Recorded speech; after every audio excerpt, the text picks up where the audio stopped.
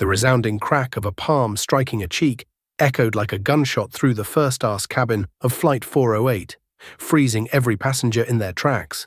Samantha, a senior flight attendant with a penchant for designer labels and a deeply ingrained prejudice, stood over the casually dressed black woman she had just assaulted, her face twisted in a smug sneer. "People like you don't belong in first class," Samantha hissed, her voice dripping with venom as she threatened to call security to drag the woman off the plane. What Samantha didn't know, what she couldn't possibly fathom, was that the woman, calmly wiping a drop of blood from her lip, wasn't a trespasser. She was Josephine Caldwell, and she had just bought the entire airline. Terminal 4 at JFK International Airport was a chaotic symphony of rolling luggage, frantic announcements, and the low hum of thousands of travelers rushing to their destinations. It was a Tuesday evening in late November, the kind of damp, bone-chilling night that made everyone desperate to board their flights and escape into the sky. Standing quietly near Gate B-22, holding a steaming cup of black coffee, was Josephine Caldwell. At 42, Josephine was a phantom in the corporate world. A brilliant self-made billionaire whose private equity firm, Caldwell Holdings, had a reputation for aggressive takeovers and ruthless efficiency. The Wall Street Journal had recently dubbed her the Silent Shark, a nod to her habit of staying out of the public eye while executing massive corporate acquisitions. Her latest prize was Meridian Airways. The once prestigious legacy carrier had been bleeding money for half a decade, plagued by outdated management, plummeting customer satisfaction, and a toxic corporate culture. Just 48 hours ago, the ink had dried on a multi-billion-dollar deal that gave Josephine a 70% controlling stake in the airline. She was now the absolute authority, the new CEO, and the ultimate boss of every single employee wearing the Meridian uniform. But looking at her, no one would ever guess it. Josephine despised the pomp and circumstance of corporate elitism.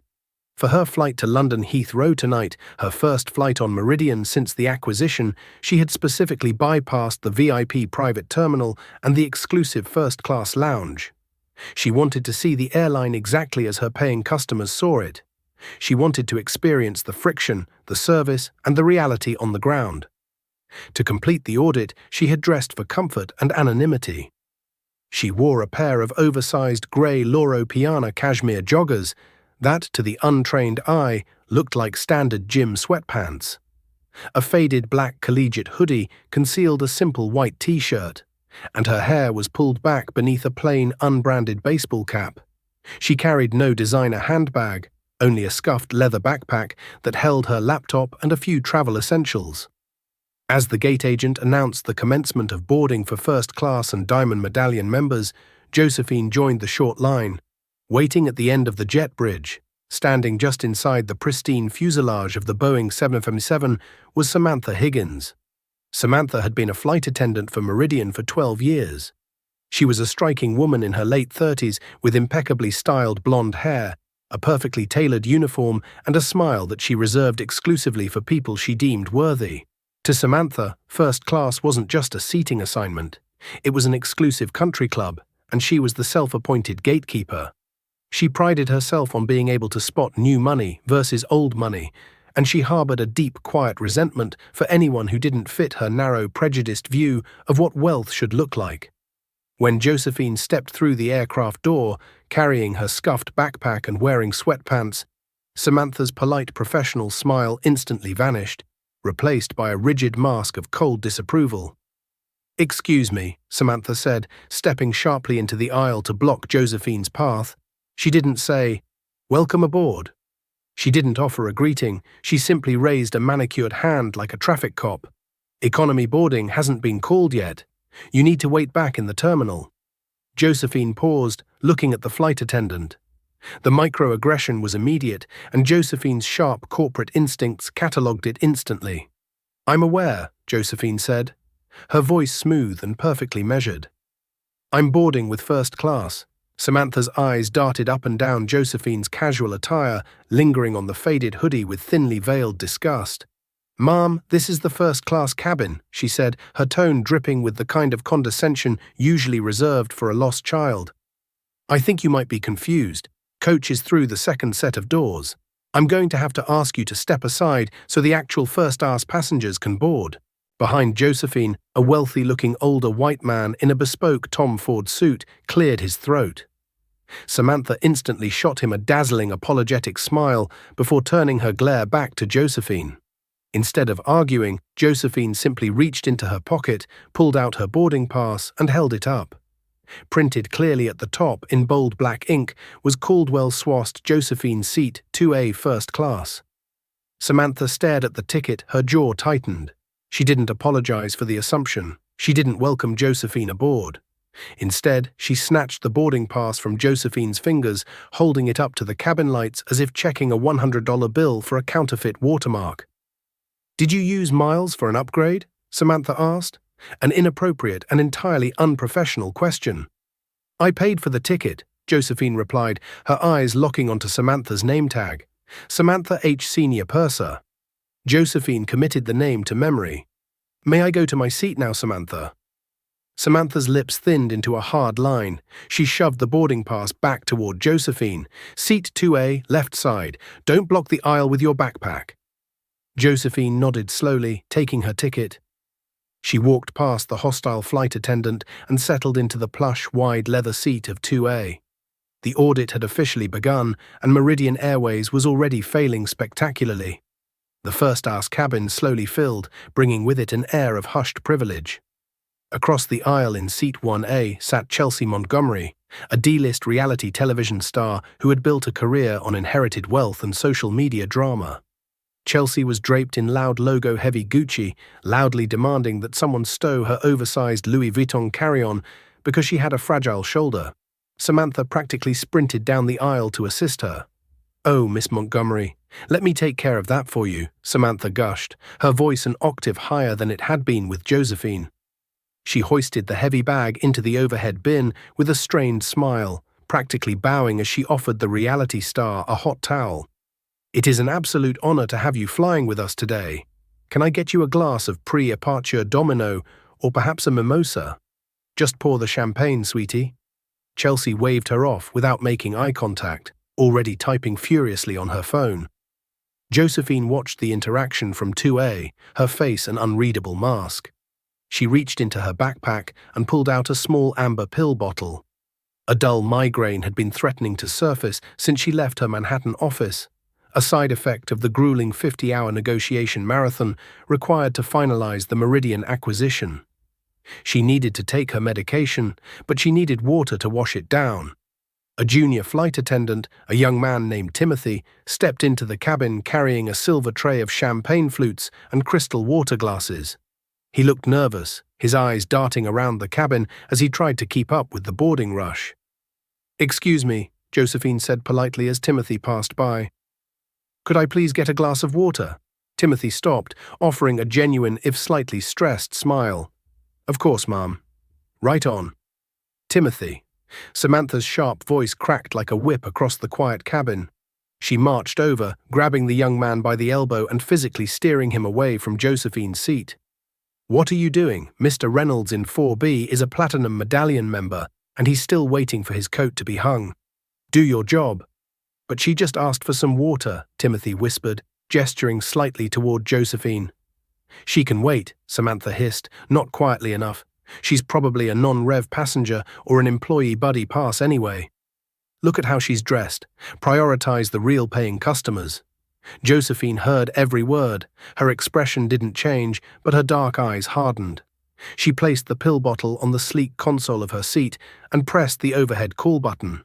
A soft blue light illuminated above her head, accompanied by a gentle chime. Samantha, who was in the middle of pouring a second glass of champagne for Chelsea Montgomery, froze. She slowly turned her head towards seat 2A, her eyes narrowing with absolute fury. Taking a deep breath, she handed the bottle to Timothy and stomped over to Josephine's seat. Without a word, Samantha reached up and violently punched the call button off, extinguishing the blue light. "Ma'am," clears throat, "the boarding process is a highly regulated and busy time for the flight crew," Samantha said, leaning down so her face was uncomfortably close to Josephine's. "The call button is for emergencies only while we are on the ground." "I have a medical requirement," Josephine said calmly, picking up the amber pill bottle. I need to take this medication before the cabin doors close. I asked your colleague for a glass of water, and you intervened. I would like the water now, please. Samantha sighed, an exaggerated sound of pure exasperation. As I told you, we are busy. Furthermore, we are out of bottled water for the pre-aperture service. You will have to wait until we reach $10,000 EFT. Josephine glanced past Samantha. Sitting in plain sight on the preparation galley cart, not 10 FT away, were 3 unopened glass bottles of Evian water. There is water right there on the cart, Josephine pointed out, her voice remaining impossibly steady. She was not raising her voice, she was not causing a scene, but she was entirely unyielding. Samantha's face flushed a mottled, ugly red. She was not used to being challenged, especially not by someone she had already decided was beneath her. That water is reserved for the meal service, Samantha snapped. If you cannot follow the instructions of the flight crew, I will have to classify you as an unruly passenger. Do you understand what that means? It means I can have you removed from this aircraft. The older businessman in 4B, David Reynolds, lowered his newspaper. Aaron, for God's sake, he muttered loudly enough for the cabin to hear. Just give the woman a glass of water, Samantha. I'll give up my meal service allocation if it's that big of a deal. Samantha shot David a tight, fake smile. I am simply following airline policy, Mr. Reynolds. We appreciate your patience. She turned back to Josephine, her eyes cold and triumphant. Wait until we are airborne or deep plane. Those are your options. With a sharp spin on her heel, Samantha marched back towards the front galley. Josephine sat back in her seat. She didn't deplane. She didn't shout. Instead, she unzipped her backpack and pulled out her laptop. It was a sleek, matte black machine. Right in the center of the lid, usually covered by a leather sleeve, was a highly restricted holographic corporate asset tag. A sticker issued exclusively to the top 5 executives of Meridian Airways' parent company. As the captain's voice came over the intercom announcing that the main cabin doors were about to close, Josephine opened her laptop and connected to the plane's internal ground network. She began typing an email to the Global Vice President of Human Resources. From the front galley, Samantha was watching her. The senior flight attendant saw the laptop. She saw the casual way Josephine was typing, and in Samantha's prejudiced mind, a new irrational narrative formed. She convinced herself that Josephine was recording them or trying to hack the in-flight Wi-Fi without paying. That's it, Samantha muttered to Timothy, grabbing a clipboard. I'm not flying over the Atlantic with this attitude problem. Samantha began marching back down the aisle towards seat 2A, her hands shaking with unwarranted rage, completely unaware that she was about to make the biggest and final mistake of her professional life. The hum of the Boeing 777's auxiliary power unit provided a low vibrating soundtrack to the mounting tension in the first-class cabin. Samantha Higgins marched down the narrow aisle, her heels clicking sharply against the industrial carpet. Her peripheral vision was entirely tunneled on seat 2A, where Josephine Caldwell sat, fingers flying across the matte black keyboard of her laptop. In Samantha's mind, the narrative was already written. This woman, dressed in sweatpants and a faded hoodie, occupying a space Samantha felt belonged exclusively to the elite, was a disruptor, a threat to the pristine environment Samantha governed. Excuse me, Samantha snapped, stopping abruptly beside Josephine's seat. She didn't bother to lower her voice. The few passengers who hadn't been paying attention were certainly looking now. I need you to shut that device down immediately. We are preparing for departure. Josephine did not stop typing. She didn't even look up. The main cabin door is still open, Samantha, she replied, her voice an ocean of calm compared to the flight attendant's rising hysteria. FAA regulations permit the use of personal electronics until the door is closed and the safety briefing begins. I am finishing an urgent communication. It was the calmness that broke Samantha. Had Josephine yelled, had she cowered, Samantha would have known exactly how to handle it. But this utter dismissal, this cold corporate authority radiating from a woman in a collegiate hoodie, short-circuited Samantha's deeply ingrained sense of superiority. I am giving you a lawful crew member instruction, Samantha sneered, leaning over the console. You are violating company policy. Close it, or I will confiscate it. For the first time since the interaction began, Josephine stopped typing. She slowly turned her head, her dark eyes locking onto Samantha's flushed face. There was no anger in Josephine's expression, only a chilling clinical observation. "You will not touch my property," Josephine said. The words were softly spoken, but they carried the weight of an anvil. "You will step back. You will allow me to finish this email, and you will reconsider your approach to customer service before I make a decision regarding your continued employment." It was a warning, a very clear, very literal warning. But Samantha, blinded by her own prejudice and a desperate need to maintain control, completely missed the implication. She only heard insolence. "Who do you think you are?" Samantha hissed. Before Josephine could answer, Samantha lunged. She reached across the console, her manicured hands grasping for the lid of the laptop, intending to slam it shut.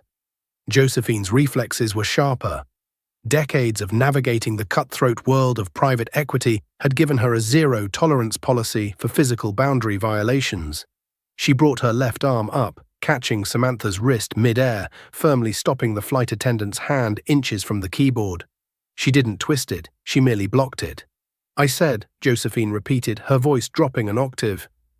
"Do not touch my property." Samantha gasped dramatically, yanking her arm back as if she had been burned. Panic and rage, a toxic cocktail, flooded her system. In a split second of pure, unadulterated madness, Samantha's right hand flew through the air. Crack, the sound of flesh striking flesh was deafening. It echoed off the curved overhead bins and cut through the ambient noise of the cabin like a gunshot. Samantha had slapped Josephine Caldwell across the face hard. A collective gasp sucked the air out of the first-class cabin. Across the aisle, Chelsea Montgomery's jaw dropped, her phone slipping from her manicured fingers to clatter against the floorboards. In seat 4B, David Reynolds half stood, his newspaper crumpling in his fists. Junior flight attendant Timothy, standing by the galley curtain, went ashen, his hands flying to cover his mouth. Josephine's head had snapped to the side from the force of the blow. The cabin descended into absolute horrifying silence. Nobody moved. Nobody breathed. Slowly, agonizingly slowly, Josephine turned her head back to face Samantha. Her cheek was already blooming with an angry rising redness. A small cut on the inside of her lip, caught against her teeth, produced a single bright bead of blood that gathered at the corner of her mouth. Josephine raised her hand, using the pad of her thumb to wipe the drop of blood away. She looked at the red smear on her skin, then looked up at Samantha. Samantha was trembling, her chest heaving, her eyes wide with the sudden terrifying realization of what she had just done. But pride is a venomous thing, and instead of apologizing, she doubled down, her voice shrill and shaking. "You grabbed me," Samantha shouted, backing away, pointing a trembling finger at Josephine. "You assaulted a crew member. I was defending myself." Josephine slowly closed her laptop. The soft click sounded like a judge's gavel. "Samantha Higgins," Josephine said, her voice terrifyingly steady, lacking any trace of the panic or rage one would expect from an assault victim. "And you have just made a catastrophic error. Captain, I need the captain."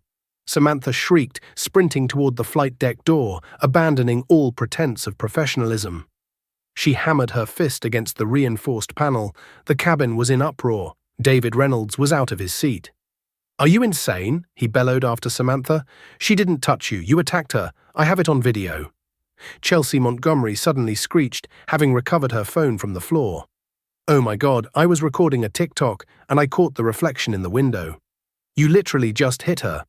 Josephine remained seated. She slipped her laptop back into the scuffed leather backpack and zipped it shut. Her cheek was throbbing with a dull, hot ache, but her mind was operating with the cold precision of a supercompute. She wasn't just a passenger anymore. She was the CEO observing a massive systemic failure that could cost her airline millions in litigation if handled improperly. She needed to see exactly how deep the rot went. The flight deck door swung open and Captain Gregory Mitchell stepped out. He was a seasoned pilot, his silver hair and authoritative posture commanding immediate respect. "What is going on out here?" he demanded. "She attacked me." Samantha sobbed, throwing herself toward the captain, pointing back at Josephine, the passenger in 2A. She was non-compliant. She refused to shut down her electronics, and when I tried to enforce FAA regulations, she grabbed my arm. I had to push her away. Captain Mitchell frowned, looking down the aisle at Josephine, who was calmly sitting in her seat, holding a tissue to her bleeding lip. Then he looked at the other passengers, who were universally shaking their heads in disgust. "Captain," David Reynolds called out firmly, "that flight attendant is lying. The passenger merely blocked her hand from slamming her computer shut. Your attendant struck her across the face unprovoked." The captain's face hardened. A physical altercation on his aircraft, regardless of who was at fault, meant an immediate grounding of the flight. "Timothy," the captain barked at the junior attendant. "Call Port Authority police. Nobody boards, nobody deplanes." "Yes, sir," Timothy squeaked, rushing to the interphone. 10 agonizing minutes passed. The air in the cabin grew thick and stifling. Samantha stood behind the captain in the forward galley, crying theatrical tears into a paper napkin, playing the traumatized victim. Josephine sat in silence, ignoring the sympathetic looks and whispered questions from her fellow passengers. She was mentally drafting termination papers and corporate restructuring policies. Heavy boots pounded against the jet bridge, and 2 Port Authority police officers, Officer Miller and Officer Davis, stepped onto the aircraft, their radios crackling. Close behind them was a man in a sharp navy suit. Looking profoundly irritated and stressed, he was Richard Sterling, the Vice President of Ground Operations for Meridian Airways at JFK. Any flight delay over 15 minutes hit his metrics, and a police action was a nightmare. "Who's the unruly?" Officer Miller asked, resting his hand on his utility belt. "Seat 2A, Samantha chimed in quickly, stepping out from behind the captain. "She was aggressive and physically restrained me." The officers moved down the aisle, stopping beside Josephine.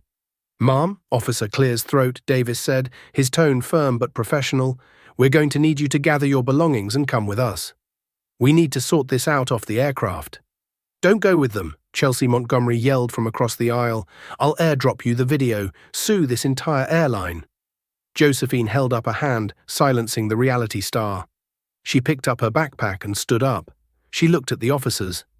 "I am perfectly willing to step off the aircraft to resolve this," Josephine said calmly. "I agree that this is not the venue for this discussion." Clear's throat. She stepped into the aisle, flanked by the police officers. As she walked toward the front of the plane, Samantha shot her a look of smug, triumphant vindication. In Samantha's mind, the system had worked. The wealthy, important people were protected, and the trash was being taken out. Josephine stepped off the plane and onto the enclosed jet bridge, the officers close behind. Richard Sterling, the VP of Ground Operations, stood by the boarding desk, his arms crossed, a scowl on his face. He had his tablet out, ready to process the paperwork for an involuntary denied boarding and passenger ban. "All right," Richard snapped, not looking up from his screen as they approached. "Officers, I need her identification so we can flag her profile in the Meridian system. Ma'am, you are being removed for assaulting a crew member. You will not be flying with us today or ever again." Clear's throat. "I would like to show you my identification, Mr. Sterling," Josephine said, her voice echoing slightly in the metal tunnel of the jet bridge. Richard froze, his fingers stopped tapping on the glass screen. He knew that voice. He had heard that exact measured icy cadence on a 3-hour mandatory, Clear's throat corporate restructuring conference call just yesterday morning. Slowly, Richard raised his head. His eyes met the dark, unyielding gaze of the woman standing between the 2 police officers. He looked at the faded hoodie. He looked at the sweatpants. He looked at the red hand-shaped welt on her left cheek. And then he looked back into her eyes. All the blood drained from Richard Sterling's face, leaving him the color of old parchment. His tablet slipped from his fingers, clattering loudly onto the metal floor of the jet bridge. "Oh dear God," Richard whispered, the breath leaving his lungs in a ragged gasp. "Miss Caldwell." The heavy metal reinforced tablet hit the jet bridge floor with a sickening smack, the screen spiderwebbing into 1,000 jagged lines. But Richard Sterling, Vice President of Ground Operations for Meridian Airways, didn't even flinch. His eyes, wide with an unadulterated primal terror, were entirely locked onto the woman in the faded collegiate hoodie. Officer Miller, confused by the sudden shift in the atmosphere, shifted his weight and rested a hand on his radio. "Mr. Sterling, you know this individual." Richard's mouth opened, but no sound came out. He looked like a man who had just stepped off a curb and realized a freight train was inches from his face. A cold sweat round instantly broke out across his forehead, plastering his thinning hair to his skin. Yesterday morning, Richard had sat in a mandatory executive briefing where the new corporate structure was outlined. He had seen the portfolio, read the ruthless profiles in the Financial Times, and listened to the chillingly calm voice of the new majority shareholder laying out her zero-tolerance policy for operational decay. And now that very shareholder, the billionaire who held the entire airline's fate in her manicured, albeit casually dressed hands, was standing in front of him with a swelling red handprint across her left cheek. "Mr. Sterling," Josephine Caldwell said. Her voice did not raise. It did not waver. It was the same terrifyingly measured tone she used when dismantling Fortune 500 boards. "It appears your ground operations are as disorganized as your in-flight service. Pick up your tablet." Richard scrambled to his knees, his expensive navy suit collecting dust from the jet bridge floor, and snatched the broken device. He stood up, trembling so violently that the tablet rattled against his gold watch. "Miss Caldwell, I had no idea you were flying with us tonight. You weren't on the VIP manifest. The system. It didn't flag your name." "I am aware," Josephine replied smoothly. "That was by design. I wanted a transparent view of the Meridian customer experience. And I must say, Richard, the transparency has been utterly illuminating." Officer Davis frowned, exchanging a bewildered glance with his partner. "Hold on. Who is this?" "We were called for an unruly passenger who assaulted a flight crew member. We need to process the arrest." Richard spun towards the officers, his face pale and eyes wild. "No, absolutely not. Nobody is arresting her. That is Josephine Caldwell. She is the CEO of Caldwell Holdings. She owns the airline. She owns Meridian Airways." The silence that fell over the jet bridge was absolute. It was the kind of heavy, suffocating silence that follows a bomb detonation before the shockwave hits. Officer Miller's jaw dropped slightly. He looked at the casually dressed black woman, then back to the sweating executive. "She owns the airline." "Yes," Josephine confirmed quietly. She turned her attention to the two officers, her demeanor instantly softening into one of cooperative respect.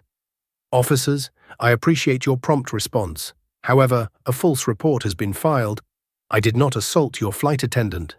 I was struck unprovoked after politely refusing to allow her to illegally seize my personal property.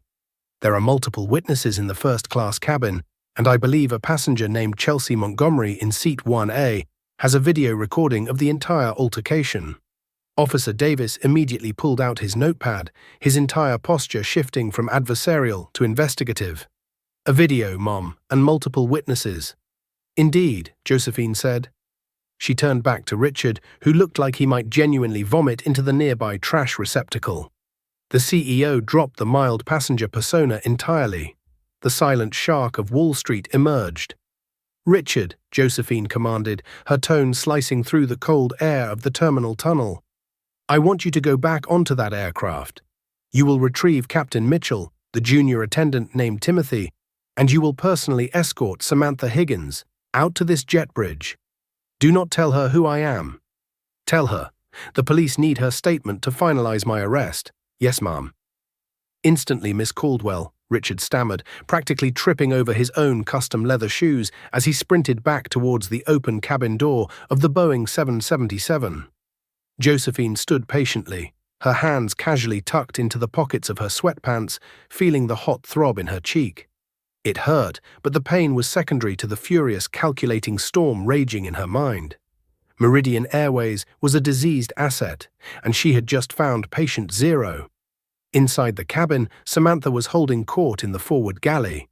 She was still dabbing at her dry eyes with a tissue, accepting sympathetic murmurs from a few unaware passengers boarding through the second set of doors. When Richard Sterling burst through the first-class curtain, breathless and sweating, Samantha felt a surge of pride. Ground operations was here. The system was backing her up. "Mr. Sterling," Samantha sighed dramatically, "it's been a nightmare, but she's off the plane. I assume the Port Authority is taking her into custody." "Samantha," Richard hissed, his voice trembling with a mixture of rage and terror. "Shut your mouth. Bring the captain, both of you, out to the jet bridge now." Samantha blinked, taken back by the vice president's sheer hostility. "Excuse me. I am the victim here, Richard. You can't speak to me like I said." "Now, Higgins," Richard roared, losing whatever shred of corporate composure he had left. The veins in his neck bulged. Startled, Samantha grabbed Captain Mitchell, who had been reviewing his pre-flight checklist, and they briskly walked off the plane, followed closely by a terrified Timothy. Samantha stepped onto the jet bridge with her head held high, ready to play the traumatized hero for the police officers. She expected to see the woman in the faded hoodie and handcuffs, crying, begging for a second chance. Instead, she saw Josephine Caldwell standing freely, flanked by the two officers, looking entirely unbothered. "What is going on here?" Samantha demanded, her voice shrill, instantly reverting to her hostile, authoritative tone. "Officers, why isn't she in restraints? She assaulted me. She is a danger to the flight."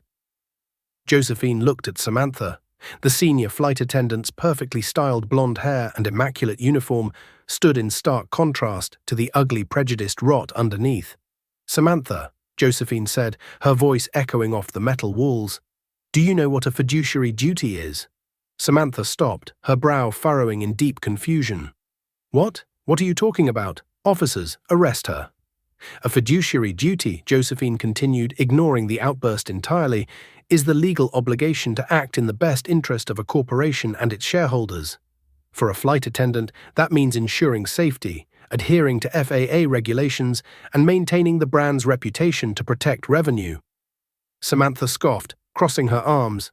"I don't need a lecture on my job from a deeply disturbed, violent passenger who probably flew on a buddy pass. Mr. Sterling, get her out of my terminal." Richard Sterling let out a pathetic, strangled whimper. He looked at Samantha as if she were a woman standing on a landmine, complaining about the view. "Samantha," Richard said, his voice breaking, "stop talking. Please, for the love of God, stop talking." Captain Gregory Mitchell, a man with 3 decades of aviation experience, was no fool.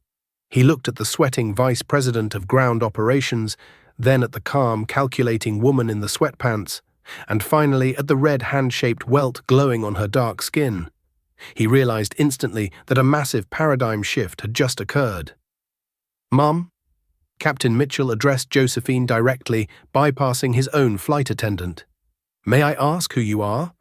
Josephine reached into her scuffed leather backpack. She bypassed the laptop and pulled out a sleek black titanium card.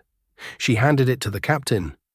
It was a corporate identification card etched with the Meridian Airways seal, but unlike the standard blue plastic badges worn by the crew, this one bore a gold crest. Underneath her name, the title read, "Chief Executive Officer and Chairman of the Board, Caldwell Holdings." Captain Mitchell stared at the card. He exhaled a long, heavy breath, removing his captain's hat. "I see," he murmured. Samantha, however, was losing her patience. Blinded by her own arrogance, she stepped forward and snatched the card from the captain's hands.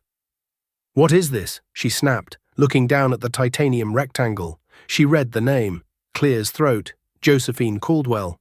She read the title, Chief Executive Officer. For 5 agonizing seconds, the jet bridge was completely silent. You could hear the faint, distant whine of a jet engine firing up on the tarmac outside. Samantha's brain stubbornly refused to process the information. It conflicted so violently with her preconceived notions, with her deeply held biases about what power and wealth looked like, that she mentally short-circuited. "This is fake." Samantha breathed, her fingers trembling as she dropped the heavy metal card. It clattered against the floor. "This is a fake ID. You're trying to impersonate an executive to get out of an assault charge." Josephine didn't argue. She simply pulled her phone from her pocket and tapped a single contact. The call connected instantly. She put it on speakerphone, holding the device up. "Caldwell." A sharp male voice answered on the first ring. It was Jonathan Hayes, the chief legal officer of Meridian Airways. "Jonathan," Josephine said calmly, "I am standing on the jet bridge of Flight 408 at JFK. Can you please confirm my identity and my authority to Vice President Richard Sterling, who is standing beside me?" Over the speaker, Jonathan Hayes' voice grew incredibly tense. "Richard, are you there? Listen to me very carefully. You are speaking to Josephine Caldwell. She is the majority owner and CEO of this airline. Whatever she asks you to do, you do it immediately, or I will personally see to it that you never work in aviation again. Do you understand?" "I understand, Mr. Hayes." Loud and clear, Richard shouted at the phone, practically standing at attention. Josephine ended the call and slid the phone back into her pocket. She looked back at Samantha. The colour had completely drained from Samantha Higgins' face, the arrogant sneer, the condescending posture, the absolute certainty of her own superiority. It all vanished, replaced by a hollow, gaping look of absolute horror. Her knees buckled slightly, and she had to grab the handrail of the jet bridge to keep from collapsing. "You," Samantha whispered, the word barely escaping her throat. "You're the CEO."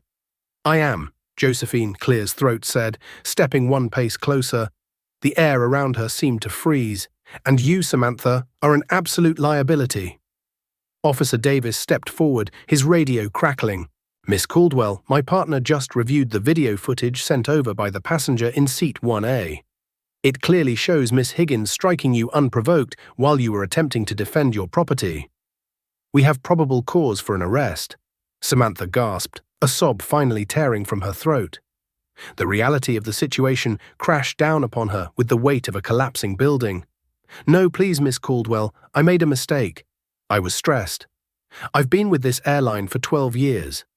You can't do this." "I am not doing anything, Samantha," Josephine replied, her voice entirely devoid of sympathy.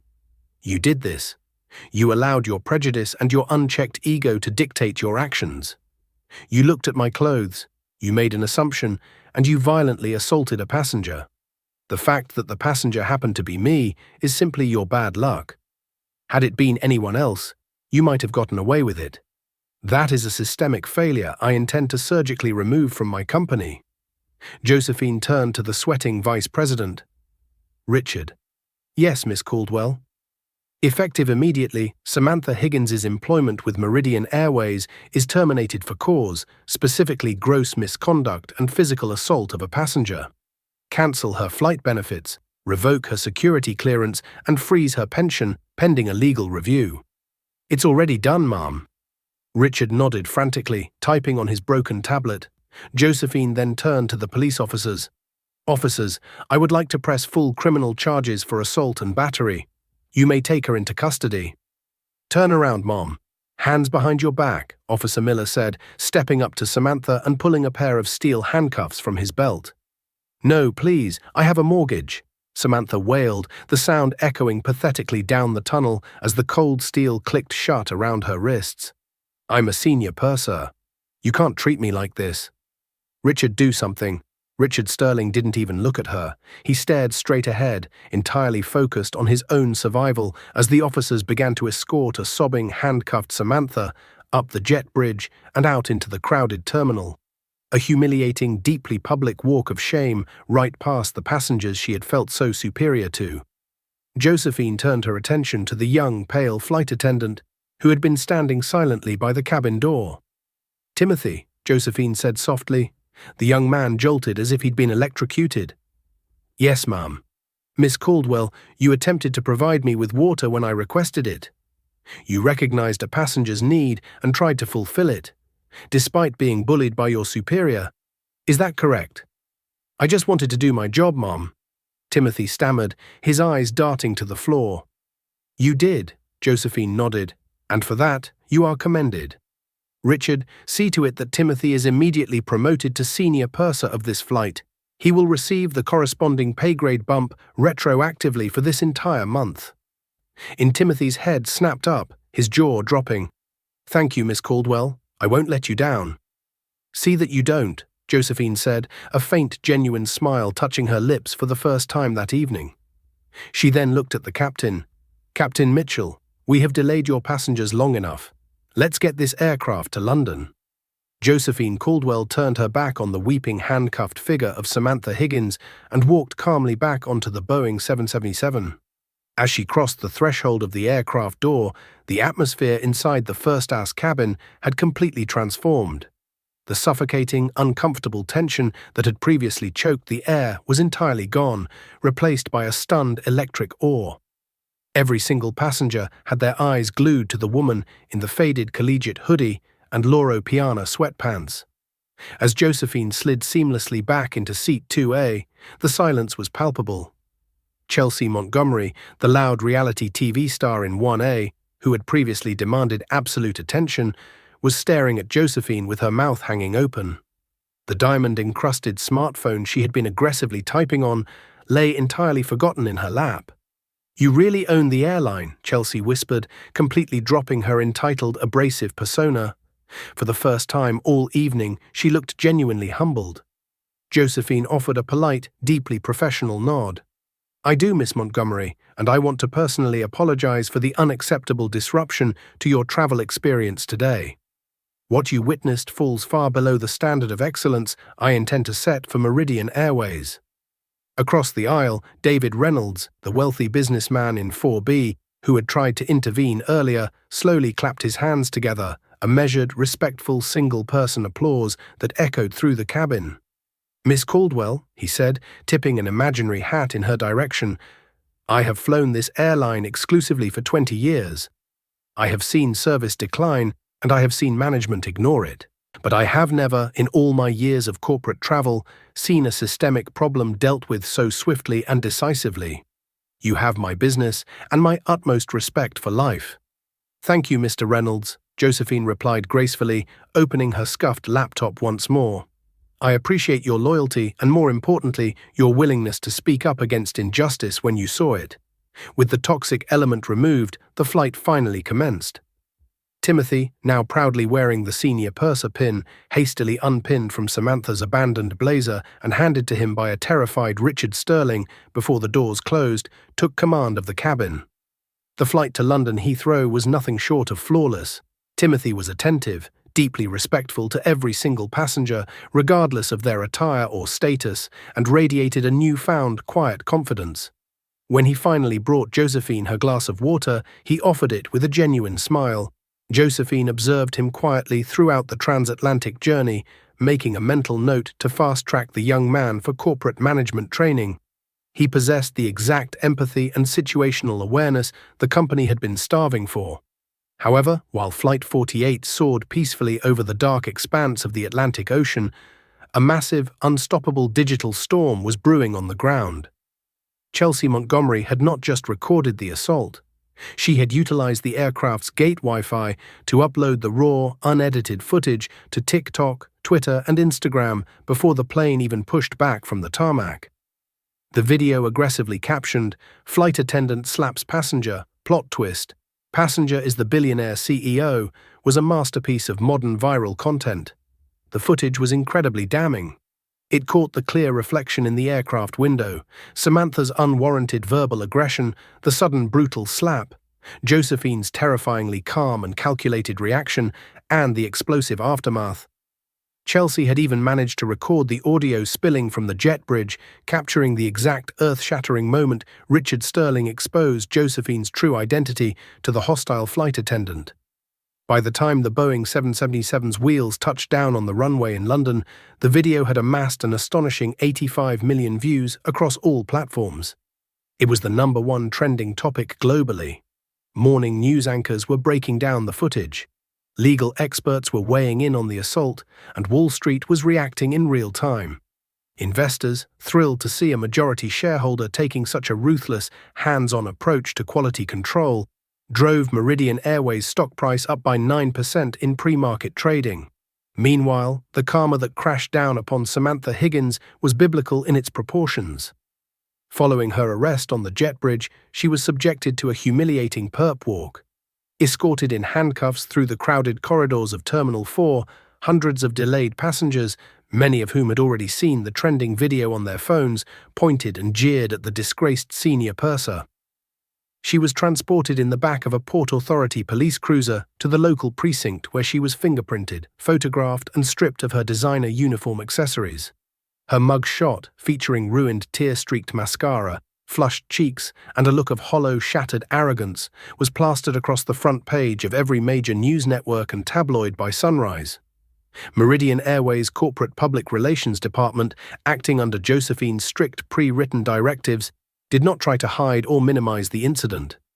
Instead, they issued a ruthless, highly transparent press release. They publicly condemned Samantha's actions in the strongest possible terms, confirmed her immediate termination for cause, and announced a sweeping multi-million-dollar company-wide audit of employee conduct, bias training, and customer service protocols. Because Samantha was terminated for gross misconduct and violent assault, Meridian's chief legal officer, Jonathan Hayes, showed no mercy. A judge quickly ruled that she had flagrantly violated the morality and safety clauses of her union contract. The consequences were total financial ruin. She lost her lucrative severance package. She lost her lifetime flight benefits. Her corporate pension was immediately frozen and entirely depleted to pay for the mounting legal fees of her impending criminal trial. And most devastatingly to a woman who prized her high-flying status above all else, the FAA permanently revoked her certification. She was placed on the Federal Aviation Blacklist. She would never step foot on a commercial airline as an employee in any capacity ever again. 6 months later, the landscape of Meridian Airways had fundamentally changed. Josephine Caldwell stood at the sleek acrylic podium of the Grand Ballroom in the Pierre Hotel in New York City, addressing 500 of the airline's top executives, shareholders, and outstanding employees. She was no longer wearing her undercover sweatpants. She was dressed in a sharp, impeccably tailored charcoal Tom Ford suit, radiating absolute, undeniable authority. When I purchased this airline, the financial analysts told me it was a sinking ship. Josephine's voice rang out, clear and powerful, cutting across the silent, captivated room. I, Clear's throat, was told the culture was too toxic, too ingrained to save. But culture, ladies and gentlemen, is not an invisible mist that we simply breathe in. Culture is the direct sum of our actions. It is how we treat the person standing in front of us, whether they are wearing a bespoke tailored suit or a faded collegiate hoodie. She paused, her dark eyes scanning the crowd before gesturing to the front row. Sitting there wearing a perfectly fitted manager's suit and beaming with immense pride was Timothy. He had just been promoted to the newly created role of Regional Director of In-Flight Experience. "We removed the rot," Josephine continued, her tone ringing with absolute finality. "We terminated executives who looked the other way, and we fired staff who believed that arbitrary wealth dictated basic human dignity. Today I am proud to announce that Meridian Airways is not just profitable for the first time in 7 years. It is officially the highest-rated airline for customer satisfaction in North America. We achieved this not through mindless cost-cutting, but by elevating our humanity and holding ourselves accountable." The Grand Ballroom erupted into a deafening standing ovation. Josephine smiled, a genuine, hard-earned smile. She had taken a broken, diseased system, exposed its ugliest flaws to the light of day, and rebuilt it from the ground up. The silent shark of Wall Street had finally shown her teeth, not to devour the innocent, but to protect them.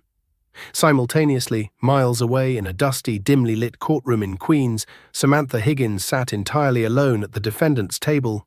She was wearing a cheap, ill-fitting beige blouse she had bought off a discount rack, waiting for the judge to hand down her final sentence for misdemeanor assault. She looked up at the small, muted television screen mounted high in the corner of the depressing room. It was broadcasting Josephine's keynote speech, "Live on a Financial News Network." Samantha watched the woman she had slapped, the woman she had so easily dismissed as a nobody, command the absolute respect and adoration of an entire global industry. A bitter, heavy tear rolled down Samantha's pale cheek as the judge's wooden gavel slammed down, echoing through the empty courtroom, sealing her fate with a sentence of probation and community service. As she lowered her head into her hands, Samantha finally learned the most painful, irreversible lesson of all.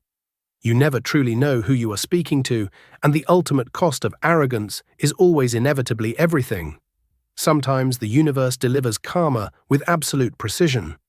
Samantha Higgins thought she was the gatekeeper of the elite, only to discover she had locked herself out of her own future by assaulting the very woman who owned the keys. Josephine Caldwell's undercover audit didn't just expose a toxic employee. It dismantled a broken culture and birthed a new era for Meridian Airways, proving that true wealth is measured in character, not cashmere. If you loved this story of brutal corporate karma and undercover billionaires, make sure to smash that like button. What Clear's throat would you have done if you were in Josephine's sweatpants? Let us know in the comments below. Don't forget to share this video with someone who loves a satisfying plot twist and subscribe to the channel for more incredible real-life drama stories brought to life. Hit the notification bell so you'll never miss an upload.